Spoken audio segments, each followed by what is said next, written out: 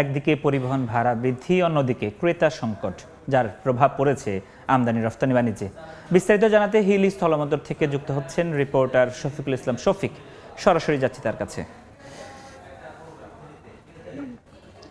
হিলি স্থলবন্দর দিয়ে পণ্যের আমদানি স্বাভাবিক রয়েছে, তবে আমদানি রপ্তানি বাণিজ্য প্রায় অর্ধেকের নিচে নেমে এসেছে। গতকালকে এ বন্দর দিয়ে 53টি ট্রাক আমদানি হয়েছে, যা এর আগে প্রায় 100 থেকে 150 ট্রাক আমদানি হতো। তো আমদানি বাণিজ্য কম হওয়ার পিছনে ব্যবসায়ীরা বলছেন যে যেহেতু বর্তমানে চালের যে আমদানি সেটা অনেকটা বরাদ্দ শেষ হওয়ার কারণে চালের আমদানি অনেক কমে গেছে। দেশে পর্যাপ্ত ফিড মিলগুলোতে ভুট্টার চাহিদা ছিল, সেটাও অনেকটা দেশি ভুট্টা ওঠার কারণে ভারতীয় ভুট্টার চাহিদা কমছে।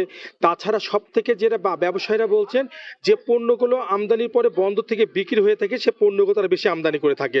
তবে সম্প্রতি যে তেলের যে জ্বালানি তেলের যে একটা বিষয় দাঁড়িয়েছে, শুধু বাংলাদেশে না, ভারতে বা বহির্বিশ্বে যে সমস্যার একই সমস্যা, পরিবহন ভাড়া বৃদ্ধি পেয়েছে।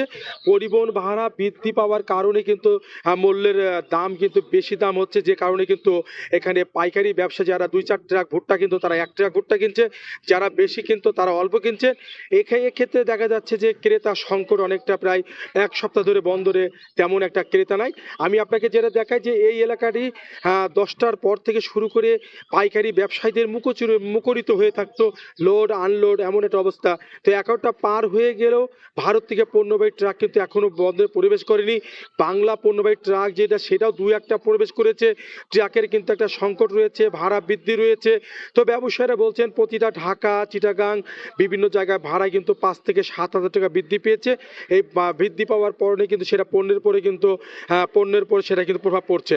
তো সব মিলে যে ব্যবসায়ীরা বলছেন যে যদি তেলের দাম যদি সহনীয় পর্যায়ে না আসে, সেক্ষেত্রে কিন্তু পণ্যের পর সেটা প্রভাব পড়বে, তারা এটাও বলছেন। তো তাছাড়া ব্যবসায়ীরা বলছেন যে তেলের দামটা কমে আসে, সেক্ষেত্রে দেখা যাচ্ছে পরিবহন ভাড়া কমবে, কেনা বেচা শুরু হবে, এমনটা বলছেন। তবে ক্রেতা না থাকলে তো সেই সব পণ্য তারা আমদানি করেন না। তবে আমি আমদানিকারকদের সাথে কথা বলেছি। আমদানিকারক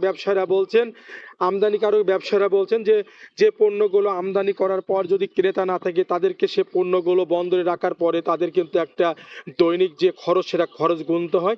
তারা বলছেন যেহেতু ক্রেতা সংকটে তারা পণ্য কম আমদানি করছেন, তো চাহিদা বাড়লে পণ্যের আমদানি বাড়বে, এটাও তারা বলছেন। হিলি স্থল বন্দর থেকে পণ্য আমদানির রপ্তানি নিয়ে এতটুকু ছিল আমার কাছে সর্বশেষ।